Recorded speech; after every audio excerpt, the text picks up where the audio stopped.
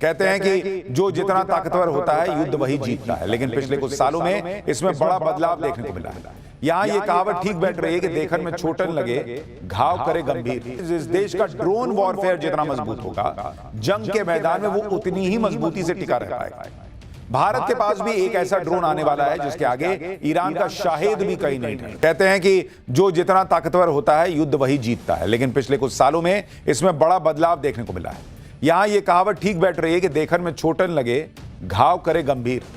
Boss, war zone में क्या ही कमाल का काम करता है ड्रोन, और इसलिए अब कहा जा रहा है कि जिस देश का ड्रोन वॉरफेयर जितना मजबूत होगा, जंग के मैदान में वो उतनी ही मजबूती से टिका रह पाएगा। भारत के पास भी एक ऐसा ड्रोन आने वाला है जिसके आगे ईरान का शाहेद भी कहीं नहीं ठहरता। इस ड्रोन का नाम है शेषनाग 150। 1000 किलोमीटर की मारक क्षमता और झुंड में घुसकर अटैक करने की काबिलियत। एक तरह से कहें तो पाकिस्तान अगर 20-25 ड्रोन एक साथ छोड़ेगा तो शेषनाग 150 उन्हें चकमा देते हुए बहुत बड़ी तबाही मचा सकता है। ईरान के शाहेद ड्रोन से ज्यादा हिंदुस्तान के शेषनाग की चर्चा क्यों हो रही है और कैसे इसने पाकिस्तान में टेंशन का ग्राफ बढ़ा दिया है, इस रिपोर्ट में देखिए।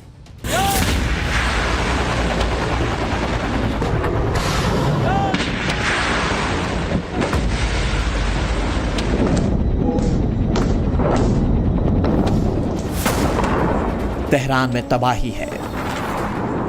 कुवैत और कतर में ईरान के ड्रोन्स कहर बरपा रहे हैं। सऊदी अरब से लेकर जॉर्डन तक दहक रहा है। हफ्ते भर से ज्यादा का वक्त हो चुका है जब से अरब के मुल्कों में बारूद बरस रहा है। एक तरफ अमेरिका और इजराइल की जिद है, दूसरी तरफ ईरान भी कोई कोर कसर नहीं छोड़ रहा है। जमीन से ज्यादा आसमान में लड़ी जा रही इस जंग में जिस बात की सबसे ज्यादा चर्चा है वो ईरान का शाहेद 136 आत्मघाती ड्रोन है। अल्लाहु अकबर, अल्लाहु अकबर।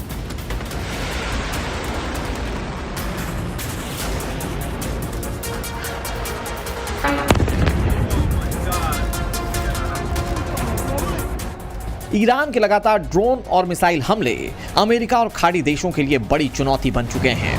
खास बात यह है कि शाहेद ड्रोन की कीमत मात्र 18 लाख रुपए तक ही है, लेकिन इस ड्रोन को मार गिराने के लिए अमेरिका जिन पैट्रियट मिसाइलों का इस्तेमाल कर रहा है उनकी कीमत करीब $40 लाख तक हो सकती है। यानी ईरान का शाहेद ड्रोन अरब में लगी बारूदी आग में सबसे ताकतवर हथियार बनकर सामने आ चुका है और अब भारत के पास भी ऐसी ही ताकत होने वाली है। ईरान इजराइल जंग के बीच भारत ने लंबी दूरी के ड्रोन युद्ध में कदम रखा है। पूरी दुनिया में ड्रोन वॉर की तैयारी के बीच भारत ने भी कमर कस ली है। अरब में छिड़ी जंग के बीच भारत ने ऐसा ड्रोन तैयार कर लिया है जो दुश्मन के कलेजे को चीर देगा।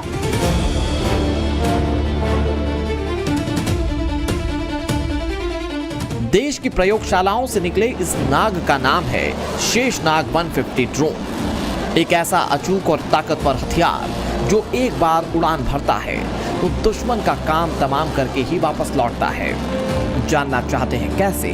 तो सुनिए। शेषनाग 150 को कोऑर्डिनेटेड झुंड हमलों के लिए डिजाइन किया गया है।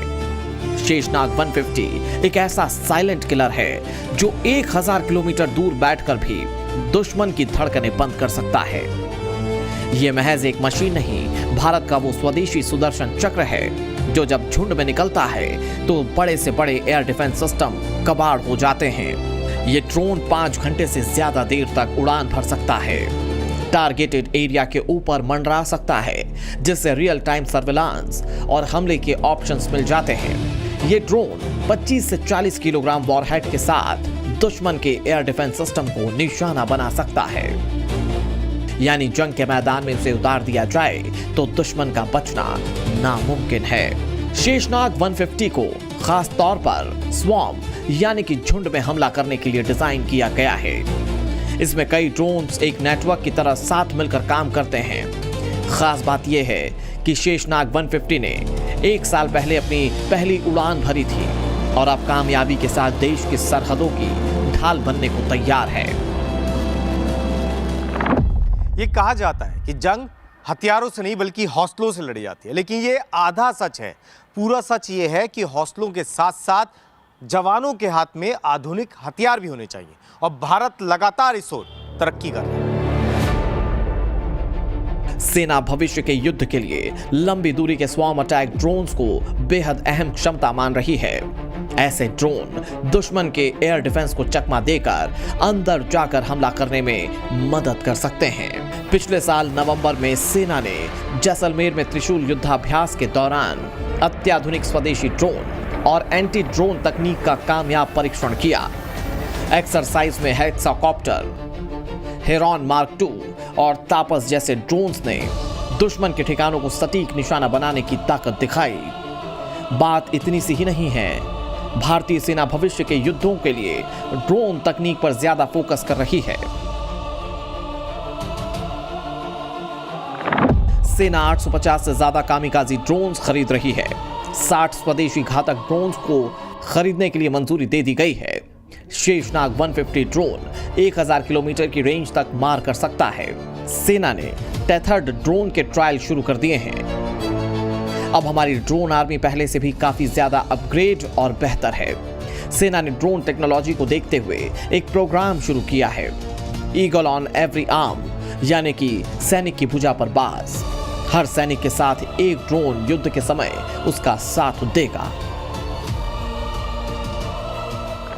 भारतीय सेना ने भविष्य के युद्ध क्षेत्र के लिए तैयार अत्याधुनिक ड्रोन सिस्टम विकसित किए हैं। ये ड्रोन बेहद घातक मारक क्षमता से लैस है। वहीं सेना ने निगरानी ड्रोन भी विकसित किए हैं। सवाल ये है कि सेना के ड्रोन तकनीक को और मजबूत बनाने पर फोकस की वजह क्या है? इस सवाल का जवाब इन तस्वीरों से समझा जा सकता है। ऑपरेशन सिंदूर के दौरान पाकिस्तान ने 3 दिन में करीब 1000 ड्रोन्स के जरिए हमला किया था।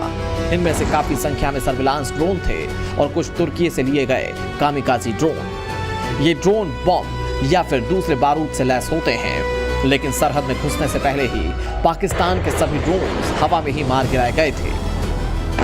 इतना ही नहीं, ऑपरेशन सिंदूर के दौरान स्काई स्ट्राइकर, ALS-50 और MR-20 लॉजिस्टिक ड्रोन के जरिए पाकिस्तान में आतंकियों के ठिकानों को नेस्तनाबूद कर दिया गया था। ऑपरेशन सिंदूर में पाकिस्तान को पड़ी मार के 10 महीने हो चुके हैं और इन दोनों देशों की सेना कई गुना ताकतवर हो चुकी है।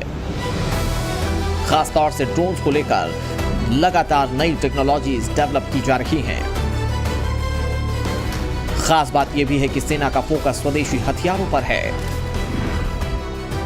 यानी कि ज्यादातर ड्रोन देश में ही बनाए जा रहे हैं, जो युद्ध जैसे हालात में सबसे अचूक हथियार साबित हो रहे हैं। सेना के ड्रोन पर फोकस की एक और बड़ी वजह है, कई ड्रोन्स की कीमत सिर्फ $20,000 यानी कि 18 लाख रुपए से कम होती है, जबकि एक पैट्रियट मिसाइल की कीमत करीब $40 लाख यानी कि 37 करोड़ रुपए तक हो सकती है।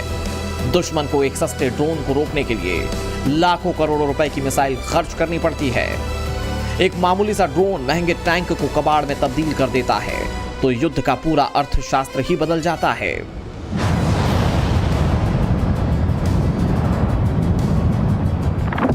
इसके साथ ही रडार, एयर डिफेंस सिस्टम और इलेक्ट्रॉनिक वॉरफेयर सिस्टम काफी मजबूत हो चुका है। ड्रोन अलग अलग दिशाओं से दुश्मन पर हमला कर दुश्मन की सुरक्षा प्रणाली को ओवरलोड कर सकते हैं। रूस और यूक्रेन की जंग में भी ड्रोन की ताकत देखी जा रही है। महज 30 से 40 हजार की लागत वाला छोटा FPV ड्रोन, जिसे रिमोट से चलाया जाता है, रूस के सबसे आधुनिक T-90M टैंक या अमेरिका के अब्राहम टैंक को तबाह कर सकता है। एक औसत आधुनिक टैंक की कीमत 37 करोड़ से 66 करोड़ रुपए के बीच होती है। जब एक मामूली सा ड्रोन इतने महंगे टैंक को कबाड़ में तब्दील कर देता है। पिछले 2 महीने के दौरान यूक्रेन ने ऐसे हजारों ड्रोन हमले किए हैं, जिन्होंने साबित कर दिया कि अब महंगे तोप खाने की बजाय ये सस्ते शिकारी ज्यादा असरदार हैं।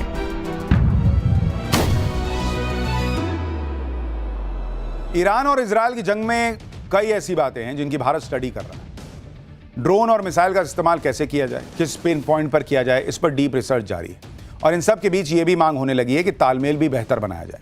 कई रिटायर्ड अधिकारियों ने थिएटर कमांड बनाए जाने की वकालत की है।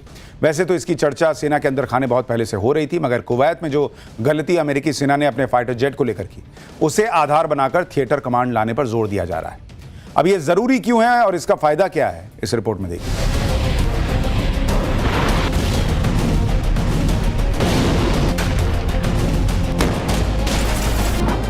वक्त बेवक्त धमाकों की गूंज और हर तरफ तबाही का मंजर।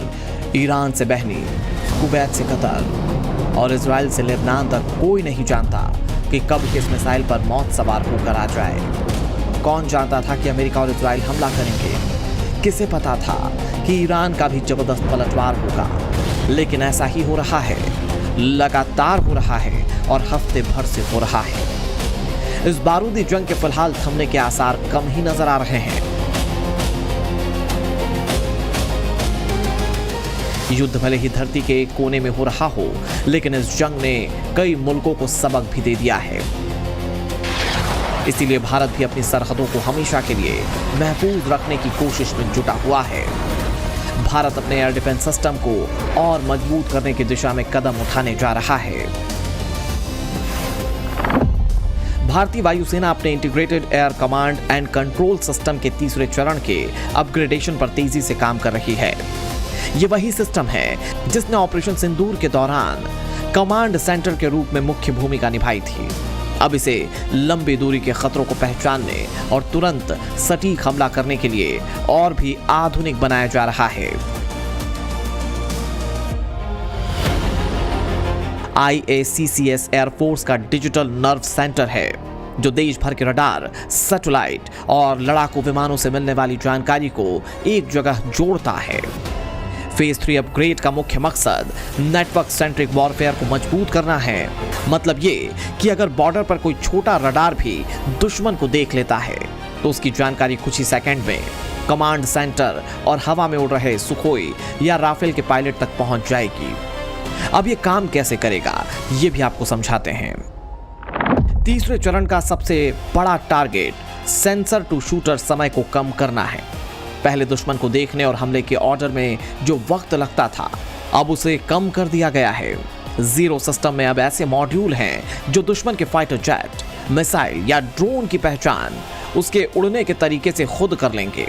नया इंटीग्रेटेड सिस्टम मिसाइलों के छूटते ही उनका सिग्नल पकड़ लेगा और उन्हें रास्ते में ही तबाह करने के लिए एयर डिफेंस सिस्टम को एक्टिव कर देगा।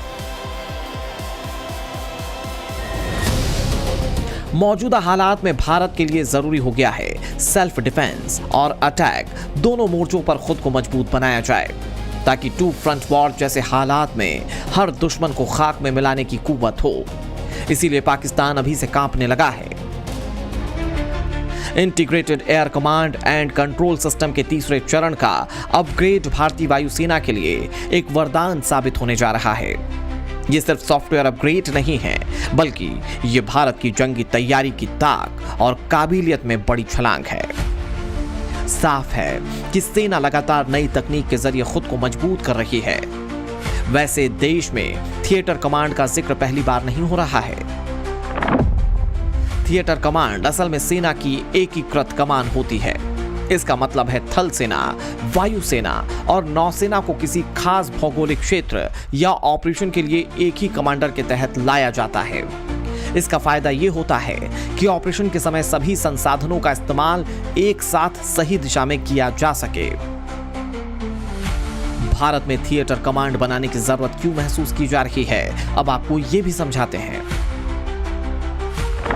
मौजूदा सैन्य संरचनाओं में तीनों सेनाओं की अपनी अपनी कमानें हैं। थल सेना की 7 कमांड, वायुसेना की 7 कमांड हैं और नौसेना की 3। ये सभी एक दूसरे से स्वतंत्र होकर काम करती हैं। नतीजा ये कि युद्ध की स्थिति में इन सभी को आपसी तालमेल बैठाने में वक्त लग सकता है। दुनिया के कई देशों में पहले से ही थिएटर कमांड है। भारत में पहली बार थिएटर कमांड बनाने की बात 1999 के कारगिल युद्ध के बाद आई थी। उसके बाद 2016 के उरी हमले और 2019 के बालाकोट एयर स्ट्राइक के बाद इस पर गंभीरता से चर्चा बढ़ी। सरकार का मानना है कि थिएटर कमांड से सेना का ढांचा कॉम्पैक्ट और आधुनिक बनेगा। संसाधनों की बर्बादी रुकेगी।